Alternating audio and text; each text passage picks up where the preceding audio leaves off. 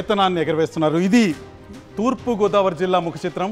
ఇక పశ్చిమ గోదావరి జిల్లాలో పరిస్థితి ఏ విధంగా ఉంది అని మనం ఒకసారి చూద్దాం. పశ్చిమ గోదావరి జిల్లాలో ఉన్న 15 నియోజకవర్గాల్లో తెలుగుదేశం 7 నియోజకవర్గాల్లో, జనసేన పక్షం తెలుగుదేశం మిత్రపక్షం 4 నియోజకవర్గాల్లో, వైసీపీ 4 నియోజకవర్గాల్లో విజయం సాధిస్తున్నాయి. కొవ్వూరులో తెలుగుదేశం తరఫున ముప్పిడి వెంకటేశ్వరరావు విజయం సాధిస్తున్నారు. నిడదవల్లో కందుల దుర్గేష్ జనసేన పార్టీకి విజయాన్ని అందజేస్తున్నారు. ఆచంటలో పితాని సత్యనారాయణ తెలుగుదేశం జెండా ఎగరవేస్తే, పాలకొల్లులో నిమ్మల రామానాయుడు తెలుగుదేశం పార్టీ తరఫున విజయం సాధిస్తున్నారు. ఇక నరసాపురంలో జనసేన పార్టీ తరఫున బొమ్మిడి నాయకర్ గెలుస్తున్నారు. భీమవరంలో పులపర్తి రామాంజనేయులు జనసేన విజయ కేతనాన్ని ఎగరవేస్తున్నారు. ఉండిలో రఘురామకృష్ణరాజు తెలుగుదేశం పార్టీ తరఫున గెలవబోతున్నారు. తణుకులో అరిమిల్లి రాధాకృష్ణ తెలుగుదేశం విజయ కేతనాన్ని ఎగరవేయబోతున్నారు.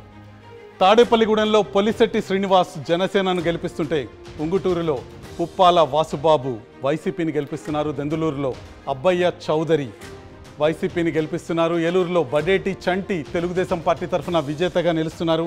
గోపాలపురంలో మద్దిపాటి వెంకటరాజు తెలుగుదేశం పార్టీని గెలిపిస్తున్నారు.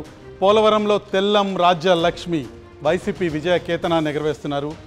ఇక చింతలపూడిలో కంభం విజయరాజు వైసీపీకి విజయాన్ని అందజేస్తున్నారు.